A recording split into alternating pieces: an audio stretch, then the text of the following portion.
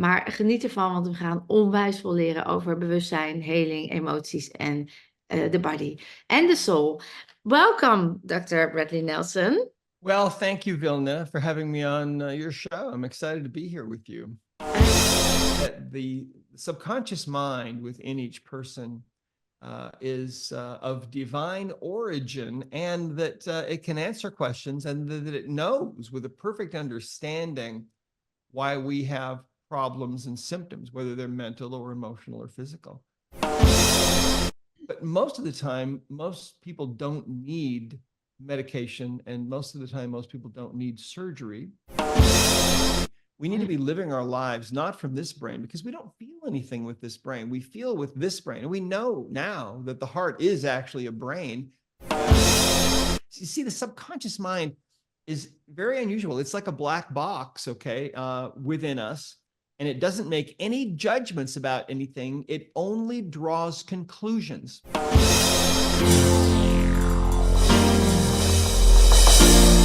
Welkom, dit is de podcast To Master Your Life nummer 205. Hoe onderdrukte emoties bevrijd worden. Een dieptegesprek met Dr. Bradley Nelson. Mijn naam is Vilna.nl en ik heb er super veel zin in! Ja, hallo lieve dames en mensen. Ik heb vandaag een enorme eer dat ik een podcast met iemand mag opnemen die helemaal gespecialiseerd is in alles als het gaat over healing, emoties, bodywork. Dr. Bradley Nelson. Hij is bekend van onder andere de Emotion Code en de Body Code.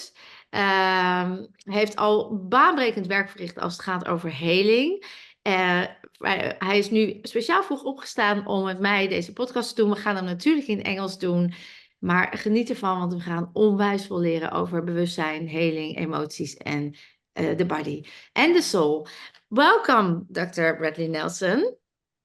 Well, thank you, Vilna, for having me on your show. I'm excited to be here with you. I'm so honored that you took the time. Your name says Dr. Bradley Nelson. Can you explain the doctor part? Yes, I graduated in 1988 as a doctor of chiropractic, and so really became a holistic chiropractic physician, is what you would, I think, call what I did, because chiropractic is really interested mainly in the realignment of bones in the body, mainly in the spine. And as time went on, I realized that there were more imbalances, there were more things wrong with people that also needed attention. And so yeah, I practiced for about 18 years in one form or another. And then I left practice to write the Emotion Code book, which was published in 2007 initially. And we republished that book in 2019 as a hardcover book in the US. And then this last year, in January of 2023, we published the Body Code book. Yeah. And what made the shift? Because a chiropractor, as far as I know, is also already holistic and believes in the alignment of the bones as a cause of physical problems. And as soon as that's in alignment, then the physical problems should disappear. What made the shift to the next level for you, to the emotion code and the body code? Well, that's a good question. I'll tell you, my journey really began when I was 7 years old. I was really sick with the measles, and my parents had made a bed for me on the couch upstairs so I could be near their bedroom. And they came into the room late this night. I'm lying on the couch feeling really sick, really nauseated, and just really ill. And everyone else had gone to bed. My parents came into the room, and my mother said to my father, will you pray with me? Will you say a prayer for our son so he'll be able to get well? And so they did. Now, my dad wasn't a preacher or anything like that, but they knelt down by the side of the couch, and my father starts praying for me. And in the middle of this prayer, I was instantaneously completely healed. And that was the beginning really of my journey, because that was so unforgettable that I still remember it like it happened yesterday. And that taught me that there's a higher power that we can draw upon. And that's a key piece of the emotion code and the body code and now the belief code. It's also it was also really I think the biggest key for me in all the healing work that I did over all those years. I ended up developing kidney disease myself Oh, when I was also. 13. Yeah. No. And there was no treatment medically for me. And my parents took me to see some alternative doctors who practiced out on the edge of town in Great Falls, Montana, where I was growing up, where we lived. And they practiced out of a trailer house. So it was not a big fancy clinic, but they started working on me, and I started recovering immediately, and I could feel it in my body. And And what was so the work they were doing? Was it with energy or with hands, or what did they do? it was really just realigning my spine. Ah, And they were old time osteopathic doctors. I thought mm. they were chiropractors for many, many years, but within about 3 weeks, my folks took me back to the hospital and they ran the tests again, and I was pronounced cured, and I had no more pain. And so I decided at age 13, that's what I wanted to do with my life. I wanted to become a doctor, but not a medical doctor, a doctor like these other people, because they were the ones that had actually helped me. Made a And difference, so yeah. it seemed obvious to me, 2 + 2 = 4. I'm going to do this. And so then what happened was in 1980, I was going to college, and I took a class on computer programming, and that completely turned my life upside down because I just fell completely in love with computer programming, and became a programmer. Back in the early 1980s, I had a business called The Computer Tutor, where I would go into people's businesses and write software for their new IBM PC. Oh, Because there was really? no software back then. Yeah, Oh, yeah. that's Amazing. what I That's did. totally different. Totally It's different. like programming and the code, but in a different way, in a machine and Totally different. Yeah. humans. And then I received actually a very powerful answer to prayer um, years later, in the winter of 1983, 84. My father asked me one day if I still wanted to become a chiropractor, and I said no, I'm going into computers, etc. And he said, well, why don't you think about it one more time? So I did and prayed about it, and I got this very, very powerful answer, and actually heard a voice that said this is a sacred calling. And so that totally changed the direction of my life. And I went to chiropractic school. Well, when I was in school, uh, I put myself through school partly by doing programming for the admissions office at the school that I was going Oh, to. really? So I was still really into programming. Programming, But yeah. one day I remember my neurology instructor was up in front of the classroom writing on the chalkboard. He was talking about how the brain is a computer. And I remember sitting there thinking, wow, the brain is a computer. That makes sense.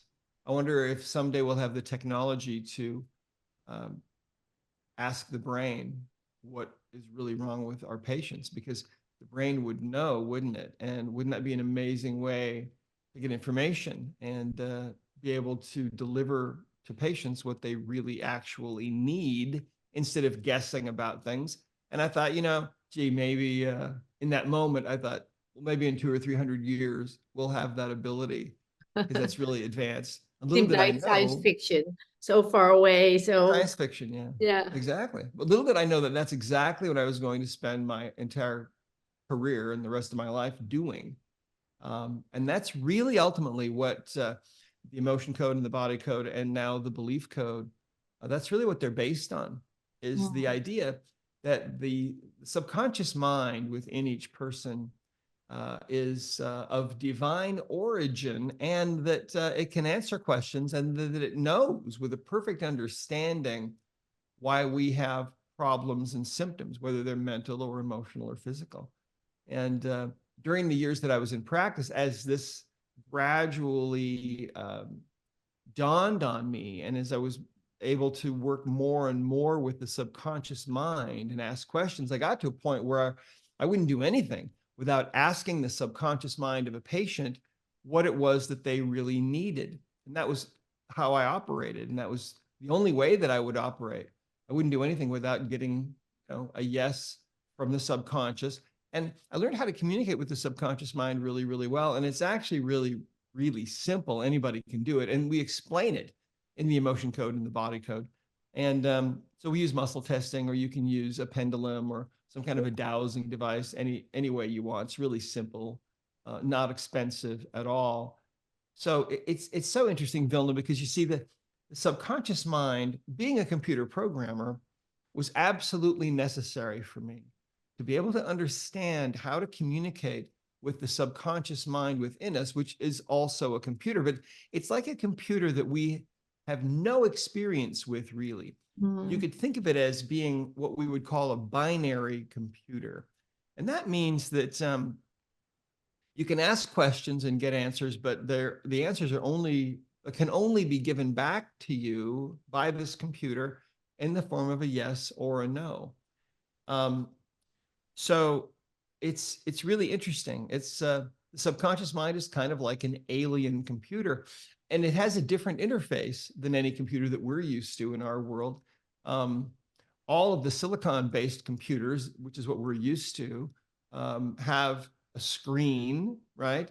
For example, your iPhone or your Android phone has a screen where you can see things and you can touch things. So it has a touch screen interface. Your computer will have a screen where you can see things, and then a keyboard where you can type things in. And so that's the kind of interface that it has. But the subconscious mind has a totally different kind of interface, a much, much more advanced interface, really. But there is no screen on the body for us to see things, to see messages, and there is no keyboard. So how do we get information? How does the subconscious mind communicate with us? And primarily, the subconscious mind communicates with us in the form of symptoms. Yeah. So if you're having migraine headaches, or you're dealing with low back pain or knee pain or shoulder pain or elbow pain or some kind of pain, that's a symptom. That's a message coming from the subconscious that there's something going on that needs to be addressed. If you're dealing with infertility or asthma or digestive problems, or if you've been diagnosed with some kind of a disease, all of those things are symptoms, and all of those symptoms are really just messages from the subconscious that there's something else happening. And so it's interesting because in the world that we live in, of course, Western medicine is primarily geared toward removing symptoms so people can be more comfortable. And sometimes that's, a really good thing. I mean, if you're in terrible, terrible pain, maybe you might need morphine or something. But most of the time, most people don't need medication, and most of the time, most people don't need surgery. Those are things that That can is be very really important what you're now saying. Everything what you say is wonderful. But the fact that you're saying that we don't need the medicine is for a lot of people a paradigm shift. I mean, because we were born and raised with the fact, I was also born and raised with the fact that if you had a symptom, you would go to somebody and they would fix it for you. So and I totally agree. And the parallel we have and the work we do is mind blowing, actually, and it's almost scary how we are in alignment with the work we do and the kidney problems. And I'm like, oh my God, how did we connect? The universe arranged it probably, but because when people are in pain, the first condition pattern I see is that they run away from it, that they don't acknowledge the pain as a symptom, as a message, but they see it as something they want to get rid of as soon as possible. Sure. Well, pain can be uncomfortable, But especially that's severe exactly pain. what needs to happen for you to break a pattern, to program yourself in a new direction, right? That's why we need the pain. Well, right, exactly. It's you see, it's time for us to realize that these bodies of ours are of divine origin, and the spirit that is within us is so vastly intelligent. In other words, the subconscious mind is so vastly intelligent that we have really not even begun to scratch the surface of how intelligent it is. Think about this. The average cell in your body is equivalent in complexity to a full-size aircraft carrier with jets on the ramp with their engines spooled up, ready to take off, with thousands of people working at their own individual jobs. That's a single cell. There are something like 37 trillion of those in the body. Your body's producing 3 million new red blood cells alone about every minute. And so that's something that is, I mean, we can observe that that's happening, but how it's really happening or what's driving it, we really don't have any ideas still. The lives that we live, every moment really go from one miracle to another. Life is a continuing, ongoing miracle because we shouldn't really be alive. Life shouldn't persist. Life shouldn't continue because of the second law of thermodynamics, which states that things proceed from a state of order to a state of disorder. And yet, eventually our bodies break down, but it's all really for divine purposes. I'll tell you something. I had an experience in my practice once where I had a patient lying before me on the table face down. And I had this routine when a patient would come in, they would stand on this table of mine, put their nose into the slot, and then I would press a button and the table would lay down. And then the foot plate would drop away so I could look at their leg length. And as that was happening, my routine was that I would ask for help from up above, just silently, because I wanted to open that channel to the higher power, to God, who is the Father of us all. And I wanted to be able to open that channel so that if I needed information, then that would more likely flow to me. You know, ask and you shall receive. And there were times during the years that I was in practice, on really rare occasions, where the information that I needed had to be given to me suddenly. And so in response to that asking for help, suddenly information would just flood into me like an avalanche of understanding. And that only happened a handful of times during all those years, but it helped me to understand that that higher power is very aware of what it is we're doing. And sometimes we need information right now. Well, so on this particular day, it was just a regular, ordinary day, and just a routine visit for this patient of mine. And this person lies down on the table, and I put the table horizontal. And as I'm doing that, I'm asking God to help me with this person. And when I turned my attention to this person lying there on the table, I suddenly had an amazing spiritual experience where suddenly my eyes were opened. It was as if my eyes had been closed my whole life, not my physical eyes, but my spiritual eyes in some way. And I suddenly understood that I was standing in the presence of a sacred temple, the temple of the body. And I was instantly filled with the deepest sense of reverence and awe. This wasn't something that I came up with. I had heard that before, that the body is a temple, but I'd never really thought about it at all. But suddenly, higher power, God, source energy, whatever you want to call it, actually revealed it to me, that it is absolutely true. And so that understanding, that perception opened to me for just a few seconds, and then it closed again. But I'll never forget that as long as I live. And so you see, we're living in this age now where these kinds of understanding, these profound basic truths about who we actually are and what life is really for and what we're really doing here and where we really came from, those truths now are starting to become known more and more and more. And as that happens, we're beginning to realize how much we've been lied to and how manipulated we have been all of our lives. You know, there's a saying that conventional wisdom is usually bought and paid for by someone, and that's a lot of how things have been. Hmm. And of course, we're marketed to, and we're propagandized, and we're told all kinds of things that aren't true. I mean, in the U.S., there's almost nothing that's true that comes out of the mainstream media anymore, in my opinion. So I just ignore it, and lots of other people Yeah, feel it's the the same. same here. It's the same here. And I think Yeah. people are wakening up to it. And that's the beauty about the whole thing, that it is too strange, too corrupt, too not true to still believe it. I mean, the things that are happening, people cannot go with that anymore. They see, in spite of all the money we pay for healthcare, people are getting sicker.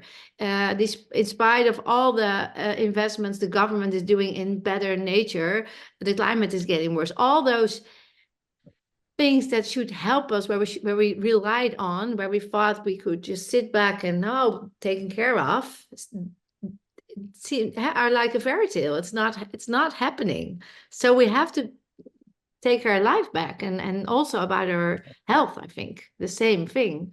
And Yeah. it's and the most beautiful part is the first step that I saw happening was lifestyle. If you eat well healthy and move, and if you think healthy, that will make a change. But you are talking about quantum physics. You are talking about there there's next level. There's a huge invisible force where we're all part of. And if you just tap into that force, miracles happen. And in spite of what you eat and how much you move and all that, right? Yeah, absolutely. Well, I mean, Nikola Tesla said, if you want to understand the secrets of the universe, think in terms of energy, Yeah. frequency, and vibration, right? And Albert Einstein said the medicine of the future will be the medicine of frequencies. And I mean, these are two of the smartest people that ever lived. So the interesting thing is, we Yeah. haven't known, right? We haven't really known before, um, what is this medicine of frequencies going to look like, Mm. really? Um, and to think of the body and to think of healing in terms of energy and frequency and vibration, what does that really mean? And what does that look like? And so what it looks like, I believe, in its simplest form, really, is the emotion code and the body code, and now the belief code, because you see the subconscious mind within us, really synonymous to me with the spirit, which is eternal and immortal, that has always existed, I believe, that is really who we are. Uh, During this life, we have this physical body that we inhabit, but then there's also this spirit body, and people have seen the two of these separately, since time out of mind. There's all kinds of experiences that people have had. In fact, as I travel around the world and teach seminars all over the place, we just got back from Japan and Taiwan recently after the Flow Summit. We are on the same stages with you. We went to Taiwan, did a seminar, and Oh, Tokyo. And but everywhere I go, I ask people if there's anyone in the audience that has had the experience of actually dying temporarily and then being able to actually look down and see their body. And everywhere I go around the world, Vilna, there are people in every single audience that have had that experience. mm, And so the the point of that is that there's more going on to our reality than what we had thought. And so it truly is the fact that we are beings of pure energy. I mean, if you talk to any physicist, they'll tell you, well, ultimately, our bodies are made of atoms, and atoms are made of subatomic particles, and those are made of what? Well, those are just made of energy. In fact, some quantum physicists a few years ago, I heard, figured out that if you could remove all the empty space from between all the atoms in everyone's bodies, you could actually fit all 7.8 billion people in the world into a box the size of a sugar cube, and there would still be room left over. yeah. So, we can't really wrap our minds around that, because to us, our bodies are solid and they have weight and they Yeah. have They're massive. substance. They have substance and massive. So if you put them together, they will have more space than just a sugar cup, but a sugar block. But you're saying if you remove all the energy, All the then empty space. all the empty space filled with energy, probably. Yeah. I mean, Yeah. if you could zoom in, for example, on your hand and eventually be looking at a single individual atom at about 1,000,000 times magnification or more, you'd see it, you'd notice some things. You'd notice that there's really nothing in the atom. It's just some little energy zipping around at the speed of light. And you'd notice that the next atom is a long distance away. And so it's hard to wrap our heads around, but Maybe it's that, something we're not supposed to understand because we have to feel it and know it. It's a knowing versus understanding, I yeah, guess. it's Yeah. yeah, it's really fascinating and really interesting. But I mean, in my own practice, all I was trying to do was fix my patients. I Yeah. just wanted to fix them. I just wanted to, I was obsessed, honestly, Vilna, with getting to the underlying causes of people's problems. I didn't want to just give them a band-aid. I wanted to actually get to the causes and figure out what was really wrong with them. Yeah. And that's how the game really needs to be played. I mean, during the last 10 years that I was in practice, most of the people that I saw had been told there was no hope for them, that they'd never get well, that no one would ever be able to help them. And yet, the vast majority of those people were able to get well, with just a couple of exceptions. Why?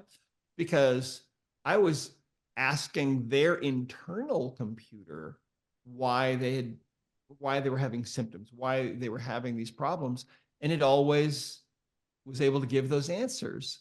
And so And because the body and the energy fields are so intelligent that they have filters for emotions, right? If there's anger, there are certain energy fields that want to filter that to put it back to neutral. And if you ignore it, or if there's too much anger or sadness around you, the filter leaks and then it comes into your body. And then the body says, I have organs and I can also filter that energy. But if you ignore it again and it repress it and not give it the attention that needs to have it, that it can still, the energy can still flow, then of course we experience it in symptoms because the soul is saying, hey, you were born to be in a flow and to be in your best self. And now you have to do something about this. And that's what we can do. We can just go into that energy, into that field, into their subconscious, because the imprint was probably already when you were very young or in earlier lives. And if you can allow yourself to go into, to connect with the body, to feel the body, to understand that it's just a code, as you're saying, that is just an easy way to do is to release that emotion, to actually just let it flow again, and then pain will disappear. I have had that experience with myself. You've had it as well. And also with all the people in my events and retreats that were, the doctor said, well, you have to live with it, or you will stop living in a few months or years. And that energy field that I don't know how or when, but there has been a time that, because I know it's still, the wisdom is still in us from all the generations before us. I believe that. I mean, all my cell memory knows that. But I've been torn away from it. I've been ripped apart from it by the conditioning and the hypnosis of the systems. And as I think the main responsibility we have is not to follow the system, but to get in touch with our body again. And all the conditioning, that's what we have to do. We have to get rid of all the imprints and all the truth that has been said to us that are not true, but we thought that they were true.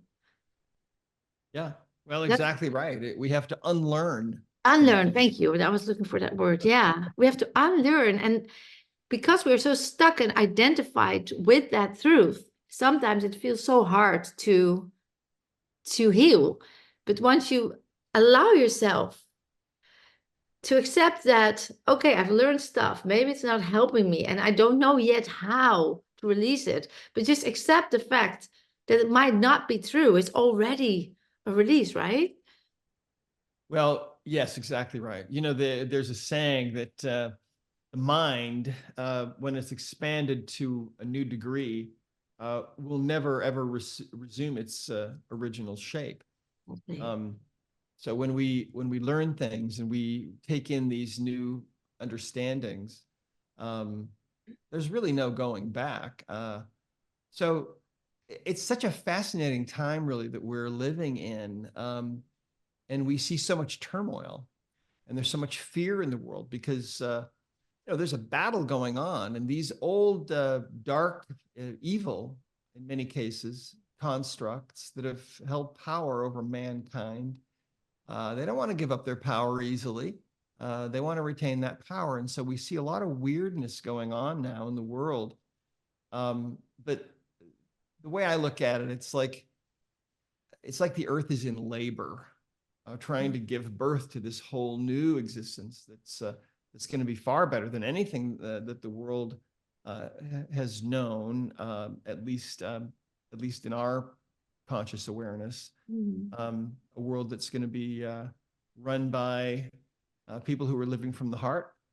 And imagine a world where everyone is actually manifesting that perfect blueprint that lies within their heart, for their best creation. It's going to be an amazing world. We're all going to have to wear sunglasses eventually because it's going to be so bright. What do you But it's think? going to. What do you think the physical form will be if people are enlightened and because energy is a form also, right? The lower the energy, the solid, the more solid the shape. So I'm sometimes fantasizing about that. Is what if we all enlighten ourselves? Would we look like angels, or would we change in shape? Would we be longer, smaller, flexible, maybe not even visible anymore? Well, I think we're going to look exactly like we look now. Yeah. My opinion, I think so. Yeah. I mean, we'll look better. I'll hopefully get my hair back.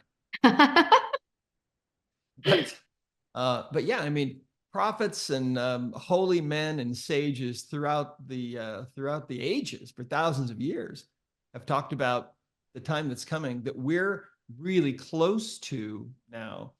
And yeah, and of course, people have foreseen it and so on. And but the reality of it is, I believe that we're eternal beings, and we've been around forever, and this life that we're living as mortal beings right now is extremely important.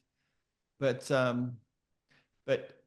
I believe that these physical bodies that we have, which eventually grow old and eventually die, that we're going to get those bodies back because it's important to have a physical body. To And experience emotions, yeah. yeah, because I mean, Mhm. think about it. As a spirit, I believe that we progressed about as far as we could before we came here. But a spirit can't reach out and touch a hot stove, for example. And that's what we were. We were spirit beings. But I think we looked exactly like we did now. I think if you could remove the spirit from your body and put it right next to you, it would look exactly like you, I think, in every detail. Mhm. And so these are the things that I believe. And so I believe that because of actually, as a Christian, I'm a member of the Church of Jesus Christ of Latter-day Saints, and I believe that because of Jesus Christ, because of His sacrifice for us, that we all will eventually be brought back to life, and we're going to get these physical bodies back, and we'll have them forever, and they will be in a glorified and perfected state where we won't be subject to disease, and we'll have pure spirit flowing in our veins. And so I think that everyone, that's a free gift, I believe, for everybody eventually. But it's And also true that if you look at you're then with the church, and the Christ wisdom is how I call it. There's also the feminine wisdom, because you can also, if you look at that the Christ wisdom was also in a perspective in that time and that area and that momentum. is also where the women, Mariah, his Uh-huh. wife, his Mary, wife, all right. Mary, sorry, yeah, his wife, um, she felt that she had to live his message, and he was the Messiah. But I met somebody who did research on her life, and to keep balance in male and female energy, we have to realize that the Christ wisdom is an energy field that is all about knowing that you are more than your body. And that in that wisdom, that's how I look at it, is that there is a female and a male energy that needs to blend together. They need to work together. And what I've seen going wrong in within the Bible and the churches, and I'm not saying your church or anything, but is that the male energy got more power and got out of balance, and the female got repressed or had themselves repressed, whatever you want to call it. And that's also we if we want to step into the Christ wisdom again, we also need to realize that it's not about a man taking over, knowing everything and is in charge. You know what I mean? That's the Yeah. misconception people have about it. Well, right. I mean, these misunderstandings and the misperception of women's abilities and their power, those uh, those have come from generations and generations of bad traditions, right? But Hmm. I believe that what's happening right now is that the feminine energy is really emerging now and coming back into the world as this really powerful force. And if you think about it, the to me the brain that is in our heads is to me is the masculine energy. And if you think about it, the brain that up here that we have been using to run the world, has had, I mean, it's done some great things in a lot of ways. We've become very advanced technologically and so on. But you see, we don't really feel with this brain. We feel with this brain. And the Yeah. feminine energy, I believe, is really centered here in the heart. And so what's happening now is that things are moving toward a state of balance again, like you say, Yeah. and the predominance of this brain is going to decrease the as the heart energy, as the hearts Yeah. of mankind are unlocked, and that feminine energy is able to they're able to come back into a balance again, and that's really where we need to be. We need to be living our lives not from this brain, because we don't feel anything with this brain. We feel with this brain, and we know now that the heart is actually a brain. There's a little brain in the heart, it's called. The heart has lots of gray matter and white matter in it, like the brain Yeah. that is in our heads. Mhm. Um, and back in the 1960s, when they started doing heart transplants, Yeah. they found some interesting things, right? That people would come back and they would report that their taste in food or sports had totally changed, or their taste in music. Sometimes they'd have memories of being in places that they never in their lives had ever been. Yeah. And when they were connected with the family of the heart donor, they would inevitably find out, well, yes, our son was a baseball player, and now his heart's beating in your chest. And so you love baseball now, but you didn't before. Wow, that's weird. Or they'd say things like, well, yes, our daughter loved Rome. It was her favorite city in the world. She visited every chance she got. And now you have memories of being in Rome, and you say you've never ever visited there. Those must be coming from her heart. Those must be her memories. And so we now know, and a very important part of this healing work is about what we call the heart wall. And what happens to us is when we're feeling deeply hurt or grieved about something, we can feel like our heart is going to break. And the subconscious mind in those circumstances will start to put up a wall, an energy wall made of emotional baggage. And what that does is it protects the heart from being totally broken, but there's a price to pay, because when you have that wall, and by the way, 93% of people in this world have put up this wall that we call the heart wall. It's made of layers of emotional baggage. when you are dealing with that wall around your heart, it makes it much more difficult for you to fall in love, stay in love, manifest the perfect blueprint that lies within your heart. Your creative ideas, the best creative ideas that you'll ever have will not come from this brain. They will come from this brain, the brain that is in your heart. And so the most important part of the emotion code, and we teach this in the book, by the way, is how to take down that wall. And when that wall is taken down, it's not unusual for people to fall in love who never thought they would, even in advanced age. It's not unusual for creative ideas to start to flow spontaneously for people, or people to feel peace in their life for the first time. It's really an amazing thing. And I didn't discover this. It was actually shown to me. I had a vision one day in 1998, and the story's all in the book. But anyway, yeah, it's such a fascinating time that we're living in, because and one of the things that I'm the most excited about really is that this feminine energy that has been suppressed really throughout history. Women have been demeaned and treated as chattel, and that's changing, that's shifting, and that's very exciting to me, because And that's the heart will open. Then the heart will exactly open, right. and then the Yeah. connections can be made. Because if we have that wall, we can't connect to ourselves and to others. If I may ask you, because we can talk for hours. I'm convinced about that. But if we look at the healing part, Bradley, about sometimes people ask me, I did everything I could. I went to the emotions, I meditated, I made a quantum jump, and I'm still not healed. What do you think are the main causes that people do not heal? Well, there are a couple of things. Having spent the last 35 years on this question, basically, because there are always people that that find themselves in this kind of a situation where they're not getting well. One thing is that what I used to tell my patients is, we learn through our adversities, and sometimes there's something that you need to learn from whatever it is you're dealing with. But I used to tell my patients, look, if you've learned what you need to learn from this problem, and if the higher power is willing, there's no reason why you shouldn't be able to get well. So that's one thing.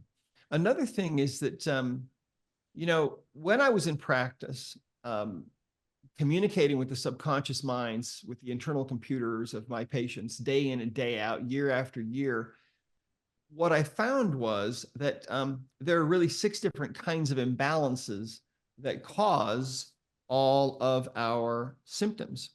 And so in the body code book, which in English looks like this, you can see we have a picture of these 6 different kinds of imbalances. And these are things like energies, for example, energies like trapped emotions that become stuck in the body that shouldn't be there. There are things like pathogens. You might have some kind of infection going on in the body that you're not aware of, and that Western medicine often won't even pick up because they're often low grade. That can create imbalance and trouble. There are imbalances of the circuits and the systems of the body. You might have an imbalance in an organ or a gland. You may have a disconnection between your spirit and your physical body. But isn't it true then, Bradley, that if you have a disbalance in your organ, it still always comes down to the energy that's not flowing there, because we are energy. Well, yeah, right, exactly. There's That's energy that's amazing. not Yeah, flowing there. But there yeah, can be other things too. And so there can be misalignments of yeah. tissues. Any kind of tissue can misalign. So these are the 6 kinds of imbalances we find in the body code. Another one is toxins. You may have some kind of toxic issue going on, and that could be part of it. And then the last one here is what we call nutrition and lifestyle, which has to do with deficiencies of vitamins and minerals, and imbalances of maybe being dehydrated, or needing a certain herb or an essential oil, maybe sleep. I mean, all kinds of things. So the bottom line is that the subconscious mind knows exactly what's going on. So this work and putting together all of these 6 categories and finding all the imbalances that can cause people's symptoms is now what we call the body code. What happened was about a year after the emotion code came out in 2007, I woke up one morning and my mind was full of instruction. And the instruction was, you need to take everything that you've learned about natural healing and put it into a self-study course that anyone can learn and make it available to everyone, everywhere. And so that's what I've tried to do with the body code. And then the next level up from that is this new level of certification that we just launched in October. And that's a new system that we call the belief code. And the belief code, again, using the wisdom of the subconscious mind, we're able to find and identify negative subconscious beliefs that can form into belief systems in the subconscious. And we're able to delete those subconscious beliefs because they're not like conscious beliefs. I mean, if you believe that you're a bad person and you consciously believe that, I'm not going to be able to change that for you. You have to change it. But subconscious beliefs are different. A subconscious belief exists as a discrete energy, as a frequency, as a pattern in the subconscious mind. And we now can identify those and release those. And so think about this, okay? If a person believes in their subconscious mind that that they don't deserve to be healthy, or that they don't deserve to be well, or that that they're a bad person, or that no one loves them, or whatever, that they'll never be successful. You see, the problem with those fundamental beliefs is that they become so powerful that they dictate what happens in the body. So if this represents a person's conscious mind, and let's say that with their conscious mind and their conscious will, they want to move in the direction of healing and they want to be healthy. But let's say that their subconscious mind is not okay with that because it believes that they're a bad person. So you see, the subconscious mind is very unusual. It's like a black box, okay, within us. And it doesn't make any judgments about anything. It only draws conclusions. So if, as a child, for example, maybe you're told over and over, you'll never amount to anything, it may suddenly decide, okay, we're never going to amount to anything. And then that becomes an operating principle in this internal computer system. And so if you want to go that way, but your subconscious mind is saying, well, no, I'm a bad person, I don't deserve to be healthy, then that's the direction that you're going to move in. And so, by being able now to find and remove those negative belief systems, we're seeing people that are suddenly able to get well who weren't able to get well before. So we're very excited about this because it's really, there's the cause, of course. If there's in the subconscious mind a belief system that you had to believe because otherwise you would not protect yourself when you were younger, because it's never somebody's fault. Some people say, oh, then it's my fault that I'm sick now. But that's never your fault. It's always in the circumstances where you lived in, where you had somebody told you that was the truth, or you had to protect yourself. And there's also something that I call secondary gain, or which also still can, how do you call it, prevent that you're not healing. And that's because it still is something to gain from the disease. Maybe sometimes there are benefits. Yeah, there are benefits. People wait on you and take care of you. Actually, Bradley, something happened a few days ago. I went skiing in Norway, and I fell and my knee twisted, and really bad. And I look at it as the universe telling me, okay, this is time to stop. You didn't want to learn it before. You couldn't listen, or you didn't listen. You knew it, but you didn't listen. So here you go. You sit still now, go into yourself and start that healing process. And I know that in the quantum fields, because I've been there before and I see it happen with all the people, that if the healing wants to take place, it can happen in a second. I can walk again and dance again, and there's no problem. Sure. But my knee swole and it's painful. And I felt all the lessons to learn, but I also felt my secondary gain, which was that in a certain pattern in my environment, I always took charge, and I didn't want that anymore. I wanted the other person to be able to stand on their own feet again, instead of that I'm doing it for them. And I got stuck into that pattern. And since this happened, I cannot do that anymore, because I'm not that mobile right now. So I can theoretically and in the quantum field shift the energy to a pain-free reality. But my whole body and my whole soul knows that if I shift instantly, tomorrow I'm going to get back into that same pattern again. And I'm going to get that lesson again over and over till I learn it. So that could also be, right? Yeah. The process of Yep, healing. That's right. Sometimes that's what's going on. Sometimes that secondary gain thing can be a challenge. Yeah. At least Sometimes acknowledge it. Maybe that's a start. Because sometimes we really, really want to get well, but then there's that part of us that says, well, maybe I don't think so. maybe it can still benefit if you wait a little while till the new pattern is already there. You fell through it and you know now for sure that you're not going to do the same as you did before. And to be able to know that, I have to be willing and to receive the lessons and to feel the lessons and to, you know what I mean? I sometimes it's hard to express in English, but to really, I always say there's a difference between understanding and knowing. I understand the lessons. I see the lessons. I know the secondary gain. And now my whole soul is willing and open to receive. And I know that it can shift my knee tomorrow or maybe tonight, but it could also still be in 3 weeks. And the acceptance of that it's just going as it should go. And I'm in full faith, and that everything is going as it's supposed to go. And I have all the time of the world. That mantra, that is so necessary to stay relaxed and in confidence that it's going to be all right.